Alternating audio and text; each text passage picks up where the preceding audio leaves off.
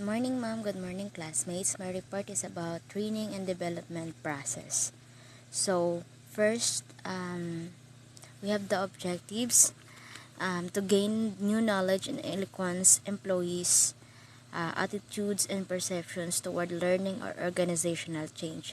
So, yung objective ng report ko is for the employee to acquire new skills that will help them to be efficient and effective employee to their organization.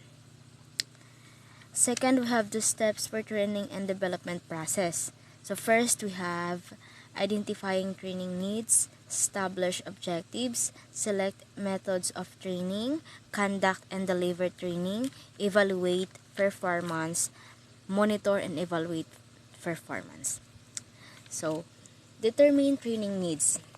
First of all, need has to be seen for training and development. It has to align with the company's goal and objectives. If a company is trying to start a new department or strengthen existing sales team in a new products, then an appropriate training needed. So, first daw, kailangan daw i-determine kung kailangan nga ba magkaroon o mag-conduct yung isang organization ng training. So kailangan yung training na yun is makakatulong para ma-emphasize yung goal and objectives ng isang company. And next is establish objectives. The goal and objectives of the training and development have to be established. Whether the goal is awareness about new products or even installation is required to be learned.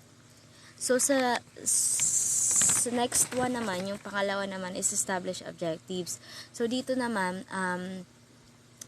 nagkakandak yung isang organization ng, pag nagkandak yung isang organization ng training, dapat daw is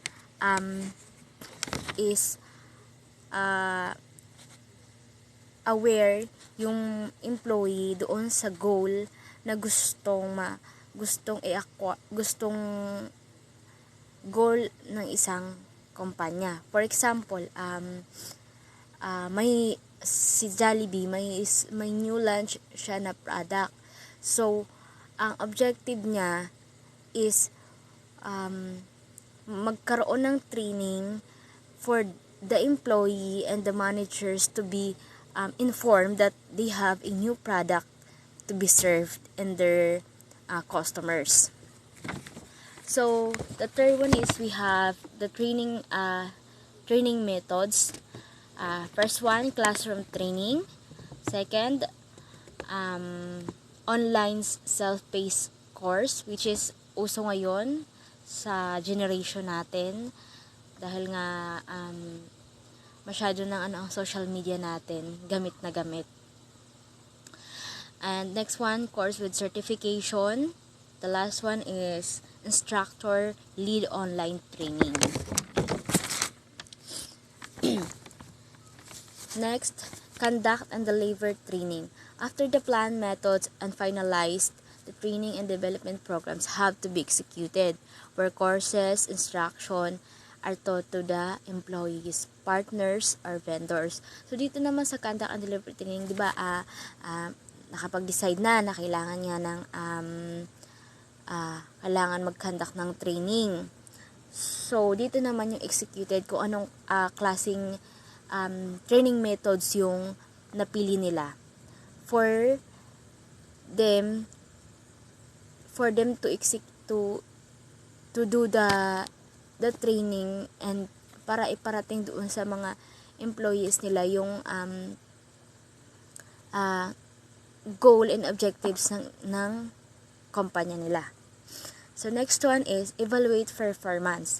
Training and development is incomplete without proper monitoring.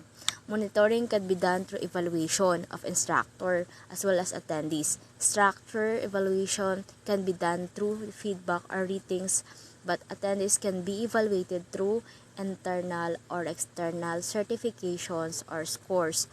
So, paano nga ba nonsense yung pagkakandak ng training kung hindi daw magkakaroon ng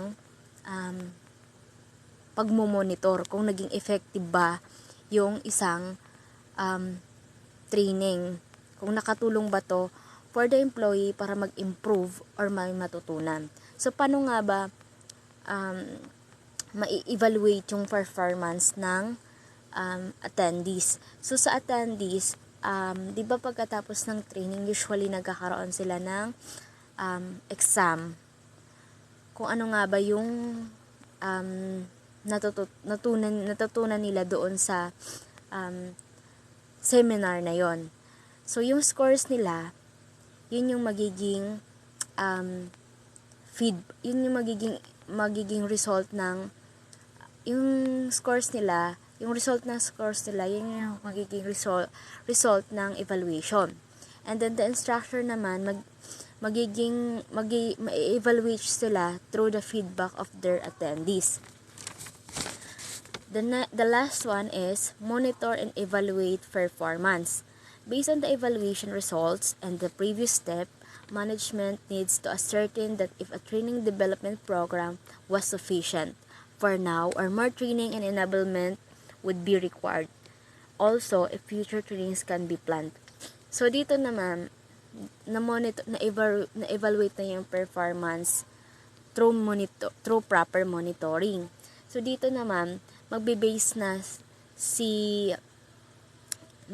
yung management doon sa evaluation results ng attendees instructor kung yun yan, kung nakatulong ba to or may nakuha ba silang ideas o skills na maaaring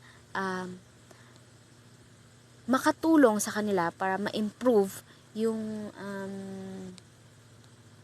kalakaran nila o pagtatrabaho sa isang kumpanya. So kung nakikita ng isang kumpanya na hindi to nagdulot ng maayos o magandas, magkakaroon pa ulit ng another training.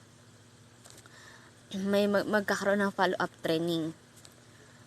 So last one po is instead po na Bible verse, nag-quote na lang po ako dito ito po yung quote ko. A leader with good eloquence is a good at storytelling. So, yung isang leader daw, may karakteristik siya ng magandang pagkukwento. Isa itong karakteristik na nagkakaroon ng impact doon sa tao niya, employee niya, para ma-lift up o ma-motivate niya yung kapwa niya to do good or to at least mag-aim siya sa sarili niya na mag-improve. That would be all po. Thank you.